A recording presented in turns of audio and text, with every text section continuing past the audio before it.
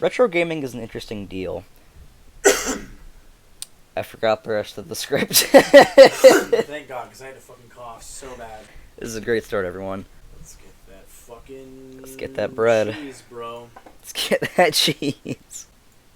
Oh yeah, it's still recording. Okay. Retro gaming is an interesting deal. It's where we as gamers came from, and while we have better graphics, gameplay, and audio in most cases, people still opt to go for the older classic games, whether it be because they grew up with them and want to experience them again, or because they never got a chance to experience them growing up. Me personally, the most retro thing we had in our house was a PlayStation 1, and I never even touched that thing. And then I also had the Xbox. I said Tekken 2. We played the fuck out of that. That was on PS2, wasn't it? No, that was PS1 and Crash Bandicoot. We didn't play Crash Bandicoot. We played Skull Monkeys. No, the most retro console we had in my house was the PS1, which I guess I played a little bit as a kid, but it was never my favorite one, my go-to. And then we had the original Xbox, which I played that pretty often with games like Halo and Halo 2. As I've gotten older, I realized that I've found myself wanting to play the older games a lot more than the newer games, which it seems really weird. I guess the only exception to that is a lot of the Nintendo games. And actually Halo Infinite, I'm pretty excited to play that as well.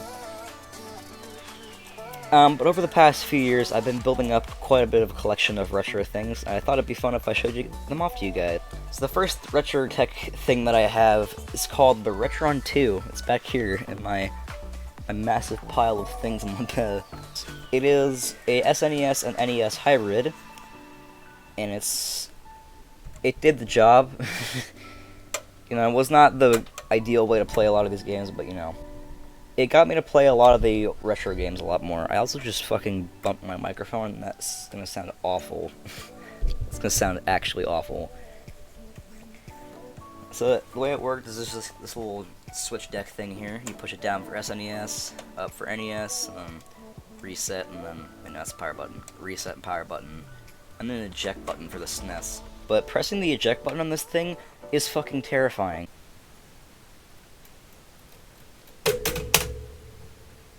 And it's really, honestly terrifying. So the Retron line of consoles were made by a company called Hyperkin, and with this SNES NES hybrid also came two controllers, one an NES controller and one an SNES controller. These are both really plasticky and not very nice feeling. I don't know, you can definitely tell that they're not the officials just by looking at them first of all, and by pushing them the buttons are not as nice feeling at all. I almost just dropped the Retron on the floor, that would have been bad. The day I got this Retron, I also got myself an actual NES controller, which obviously feels a hell of a lot more nice than the Hyperkin ones. I don't know if you guys can actually see this or not, but yeah, no, not really. Well, I guess kind of in the corner there's like some bite marks or something like that. And then the back is all scratched up. Yeah, I bought the controller like this. It was just, I wanted the real NES controller, and this is what my local game store had, so. I know I have them over here somewhere. Oh, okay, well there's, oh, here we go. I'm not very organized, if you can't tell. So the first game I got with the Retron, because it was bought with the Retron, was this. Not New Super Mario Bros. Just Super Mario Bros. And the Duck Hunt cartridge. And if you're wondering why there's duct tape on the bottom, it's because when I first played this, I did not do that. When I first played this, I pulled it out of the Retron and pulled the entire chip out. Yeah, that was fun. So it's a temporary fix. We just kind of shoved the chip back in there and then duct taped the sides and just kind of said, fuck it, maybe that'll work. It was our nice at-home way of fixing it. And it's actually, just looking at it, I don't know if you guys can tell or not, but it's like slightly slanted in there. You can't even see that. Oh my god. Okay, well. It's so loose that I can move around the chip inside the case, if that gives any kind of idea. But that day when I got the Retron and also Mario, when I went out and got that controller, I also went out and got this. The original Legend of Zelda. As you can see, this cartridge is not perfect. Someone peeled off the label and then just kind of drew the rest of the shit on there. It's got like the rest of the shield there, and then marker, whatever that thing is, right here. And then there, a lot of the paint in the back is all scratched off, but it still works just fine. I still played this game a lot. I beat it twice, once on the regular mode and once on the master mode, and I had a fucking blast with it both times. A little bit later in life, I also ended up getting this, Super Mario Bros. 3 for the NES. I didn't think I was going to like this one, just because it was so different from the first one. I never played the second one, so I didn't have anything to compare it to. But this one's actually really good. I enjoyed this game a lot. And then a few more months later, at this point I already got a little bit more stuff, we'll get into that later. A few months later, I ended up buying this with my older brother, Zelda 2, The Adventure Link. This game gets a bad rap, but honestly, it's one of my favorite Zelda games of all time. If not one of my favorites, my one all-time favorite. Although Breath of the Wild was really good, and it was the one game that actually got me like excited about video games again, I guess is the way to like really put it. Now you might be wondering, do you have any SNES games for this NES and SNES hybrid? I do, actually. Just move everything here. I just turned so much things on my computer. This, Super Empire Strikes Back for the SNES. I didn't like this game. It's very arcade style in its gameplay, and it's just not my kind of game, honestly. It's also incredibly, incredibly difficult. I had so much time just trying to get past the first stage, and when I finally did, I got a password that didn't work. So that was fun. But yeah, overall, didn't like this game. That's actually the only SNES game I have. I really want to get more SNES games, but those are kind of pricey. I don't have that. Yet I can afford all I can afford an N64. I'll get into that later though. So, after I got the Retron, I ended up getting into a huge Nintendo... I need to stop doing that. I ended up getting into a huge Nintendo handheld phase. And the first thing I got was this, a Game Boy Pocket. Oddly enough... I don't know why it's oddly enough. This is the first gaming or Game Boy I ever had. I had a DS growing up, but those were, you know, long gone by the time I got this thing. The first game I ended up getting with the Game Boy, if I can even find it on this. Oh my god. So, just to put into perspective for you guys, this is the setup I'm dealing with here. Just stuff on my desk, and then even more stuff back there. I know you guys probably can't even see all that, but I assure you, there's stuff there. Alright. I have the game here somewhere. This is just gonna be like an hour of footage of me just fucking looking for games. I keep pushing buttons on my computer. Oh, it's because it's over here. Alright, the first game I ended up getting for the Game Boy was this, Pokemon Red version. I saw this in the same store I got this, but I had to beg my brother to let me have this because he was the one who bought this. In fact, he's the one who funded pretty much my entire Game Boy collection. So Pokemon Red was the first game I played on this thing. First of all, thoroughly enjoyed Pokemon Red. I had Pokemon Yellow on the Virtual Console for 3DS, but I really wanted to play the original Pokemon games, and I just happened to get a Game Boy Pocket a week later. And then 2 weeks after that, I got Pokemon Red off of eBay. The only problem with my specific Game Boy Pocket is, I don't know if you guys can see this or not, but a little crack in the screen right there. Okay. Oh, hey, look! Editing things. A little crack on the screen. And then there's also a problem with my down button on my D-pad. It's like, I don't know, you have to push it a certain way in order for the character to actually go down, which seems counterproductive at best. And, oh, another big problem is that this takes AAA batteries. Oh, let's see if I can actually get the battery back off. This takes AAA batteries, and those are like diamonds in my house. It is impossible to find AAA batteries in this house, so that was a problem. A few months later, I ended up getting this old boy, the Grape Game Boy Color. My brother, we were at another local game store, and he happened to see a Game Boy Color that was the pink version. I don't remember what that one's called, Dandelion or something stupid like that. Was it Dandelion or was it Fuchsia or something? It was lime green, but maybe I'm remembering. No, the one that had the perfect screen was the pink one. Maybe it was pink. I don't know how I got those two mixed up, but yeah, he found a pink Game Boy Color that was had like a perfect screen. It was amazing. And then he also found a box copy of Pokemon Silver. The box was like mint condition. It's somewhere in his drawers. I don't feel like digging it out. But I was incredibly jealous of that Game Boy and that copy of Pokemon Silver. So he was nice enough to go out that same hour. We were actually coming on the way home, and he ended up getting me this. He was nice enough to buy me this Game Boy Color along with this copy of Pokemon Silver. Only problem with this copy of Pokemon Silver is that the word Steven, or the name Steven, is written several times downward. What? What, the fucking Steven? Yeah, it took me 2 years to finish this game. I didn't finish it until like a month ago. I don't know, Pokemon Silver was never like... It was never a game that really interested me until I saw it that one day and was like, I really want to play it.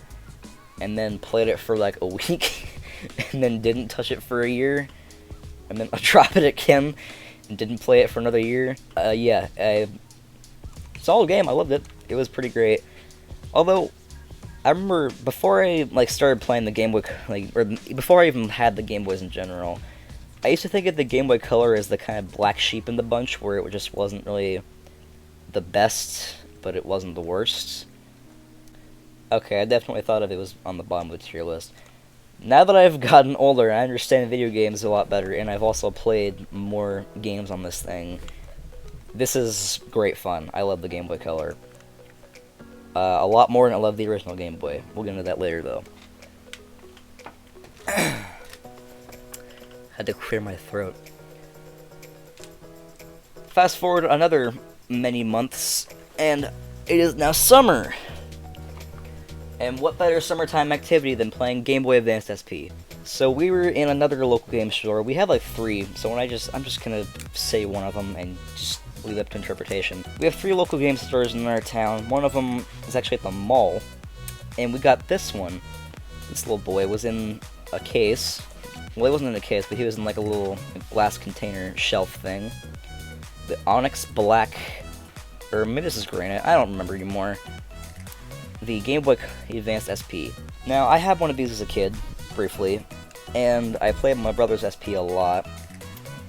Honestly, not as comfortable as I remember it being. The L and R buttons are really, really tiny. I don't know if any of you who have performed Game Boy Advance SP before know this. It's really... buttons, and they're also very prone to failure. I think this was the system that started the having to blow on the L or R buttons to get them to work again. But the first game I ended up getting on the Game Boy Advance SP, well, no, I got a few games that day. I don't remember. The first game that I ended up actually playing on the Game Boy Advance SP was this, Pokemon Ruby version. In the last video, my brother briefly mentioned how he had Pokemon Sapphire when he was a kid. I actually played that copy as Pokemon Sapphire a few times. It wasn't anything crazy, it was just me being a kid and being like, wow, this game's kind of boring. But as an older person, and having played a lot of Pokemon games at this point, or at the time I got this anyway, I really enjoyed this one. It's probably my favorite generation of Pokemon, and definitely my favorite Pokemon game. What happened? That's what happened. I don't know, but it's fixed. Okay. Thank God. Round of applause for Mike. He fixed it. Yay! Okay. So this is at the tail end of summer, maybe leading into Christmas that year. And yeah, that was how things went.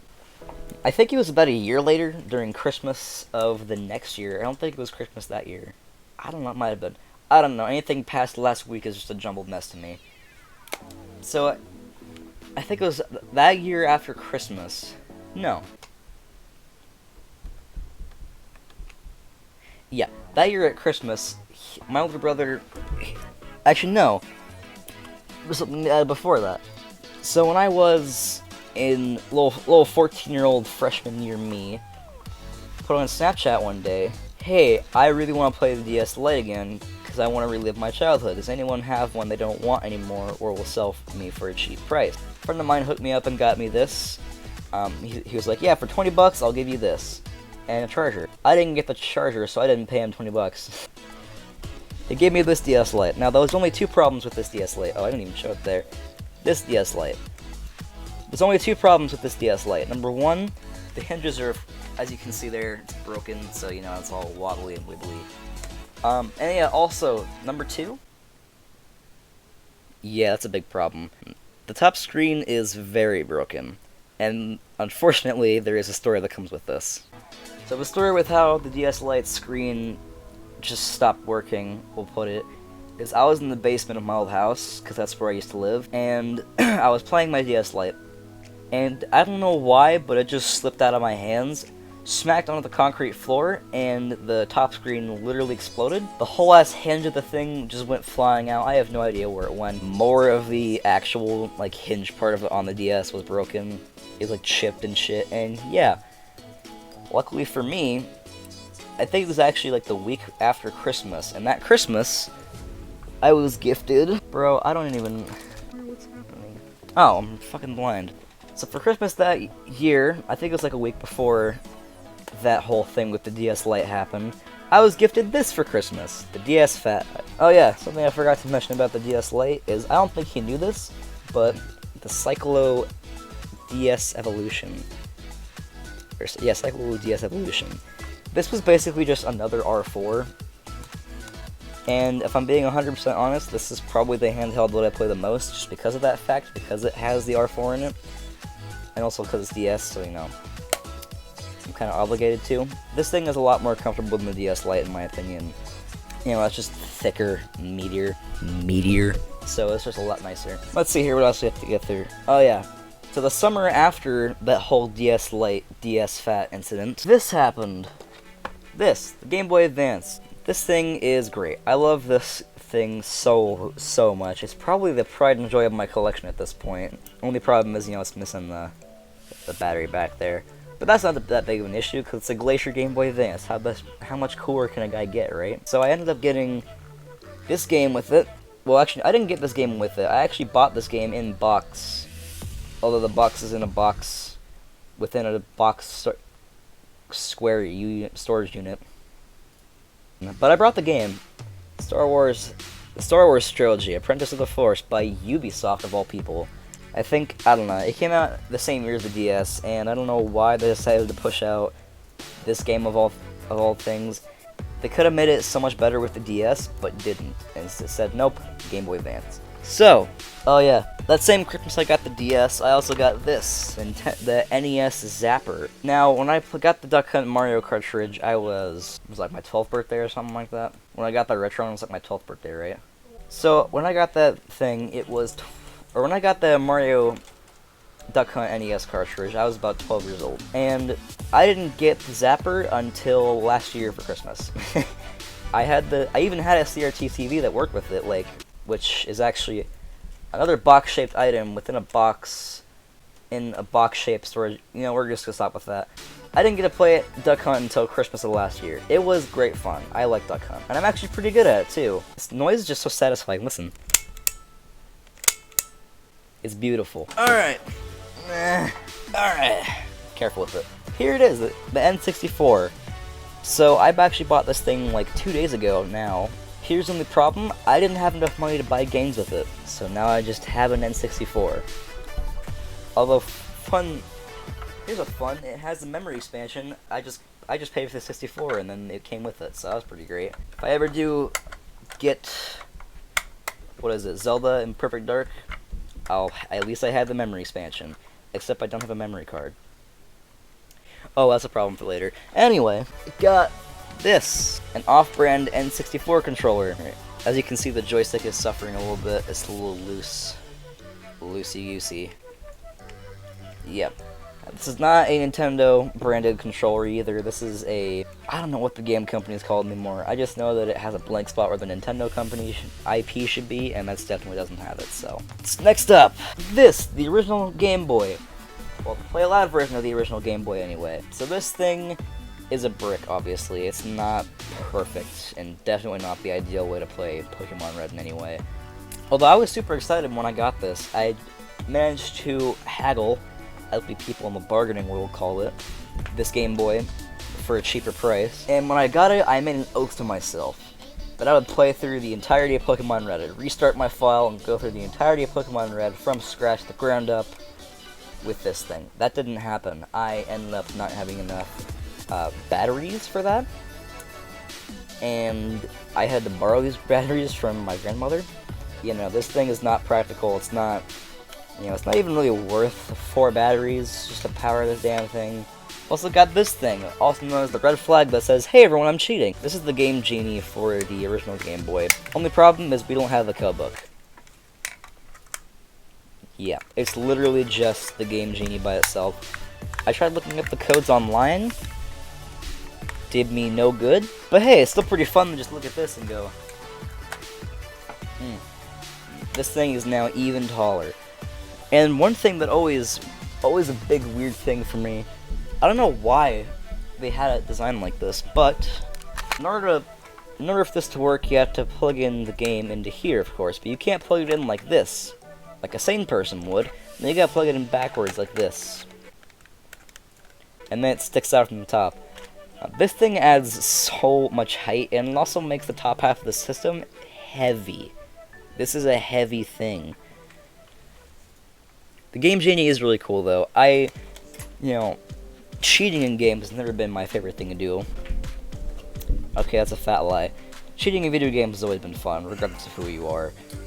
But I never thought to do it with, the Game Boy of all things. And also, taking this thing out of the cartridge slot is scary because it snaps in really tight. And then just trying to get this out, I was like, I had to, apply a real force there in order to get it out of the thing. Alright. So now we have our actual final bit of retro gaming technology. Where'd it go? Aha. So, a while back, my older brother got a PSP.